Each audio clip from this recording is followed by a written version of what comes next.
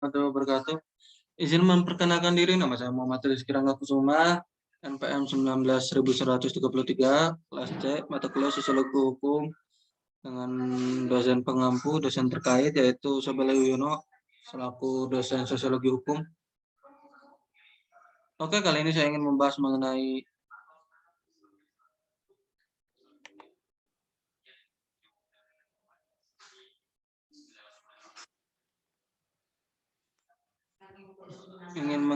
pembahasan mengenai teori-teori sosiologi hukum, Roger Catterall, teori social action, yang kemudian yaitu dengan hubungan teori sosiologi hukum, Roger Catterall, teori social action terhadap penegakan hukum kasus lingkungan, dan kemudian yaitu kesimpulan dari inti masalah.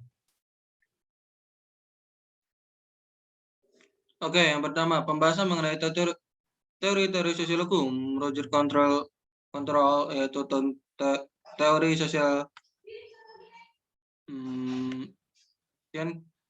Nah, menurutnya itu adalah penegakan hukum sebagai bagian dari legal system tidak dapat dipisahkan dari substansi hukum, atau bisa disebut legal substance, dan budaya hukum legal culture.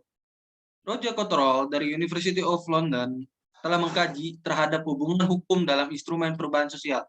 Nah, jadi substansi hukum dan budaya hukum itu tidak dapat dipisahkan, berarti itu sudah menjadi satu struktural, yaitu tidak bisa diubah ataupun dipisahkan. Mau diucap pun apapun tetap saja menyatu padu.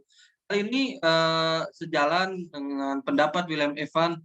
Nah, jadi Roger Control ini sejalan dengan sependapat dengan William Evans yang telah mengemukakan tentang teorinya tentang struktur hukum dalam hubungan interaksi antara lembaga-lembaga hukum dan lembaga saling mempengaruhi. Jadi lembaga hukum yang ini tuh tidak, istilahnya gimana ya, secara kesimpulannya saling mempengaruhi. Jadi mau di bidang parlementer atau disebut pemerintah maupun yang bukan birokrasinya pemerintah, itu saling mempengaruhi untuk di mata masyarakat, seperti itu. Kurang lebih seperti itu dalam menurut pemahaman saya pribadi.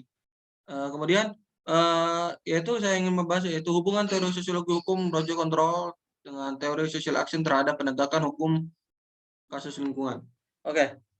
Hubungan teori sosiologi hukum Roger Control, teori social action terhadap penegakan hukum kasus lingkungan dalam, meskipun satu produk hukum terbaru yang disahkan oleh pemerintah Indonesia yang saat ini adalah Undang-Undang Nomor 32 Tahun 2009 tentang perlindungan dan pengelolaan lingkungan hidup.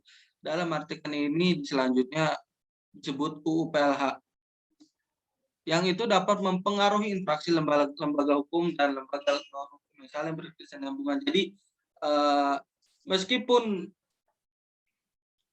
UU PLH ini telah disahkan oleh pemerintah, kalau misalnya birokrasinya dari lembaga pemerintah dengan lembaga non hukum itu berbeda, maka yang akan terjadi di pandang masyarakat adalah masyarakat juga akan seperti itu. Jadi ketika pemerintah tidak istilahnya tidak menaati peraturan undang-undang perlindungan lingkungan hidup, nah maka masyarakat juga akan mengikuti jejak pemerintah, yaitu tidak mengikuti undang-undang perlindungan hukum seperti itu. Seperti contohnya ketika pemerintah mendirikan sebuah industri yang dimana kala itu tidak memenuhi syarat-syarat undang-undang PLH, maka masyarakat juga akan mengikuti jejak pemerintah tersebut, kurang lebih seperti itu. Kayak misalnya pemerintah membuat industri besar dan tidak memenuhi syarat-syarat undang-undang PLH, maka masyarakat juga akan membuat industri kecil yang di mana itu industri itu tidak menaati undang-undang PLH itu, kurang lebih seperti itu. Oke, mungkin kesimpulannya yaitu perubahan hukum aspek masyarakat sehingga sangat kental hubungan hukum dengan negara, law the state. Misalnya dalam usaha perekonomian seolah-olah terjadi revolusi dalam dunia hubungan sosial, antara lain dalam bentuk upaya program monopoli. Jadi yang dapat saya simpulkan adalah ya pemerintah ini seolah-olah perekonomian saat ini seolah-olah terjadi karena revolusi dunia dalam hubungan sosial. Jadi Ya kurang lebih seperti itu. Oke, saya cukupkan apabila saya memahami dalam suatu topik ini karena masih belum paham, karena saya hanya menganalisis suatu teori-teori ini. Wabillahi taufiq wal hidayah. Wassalamualaikum warahmatullahi wabarakatuh.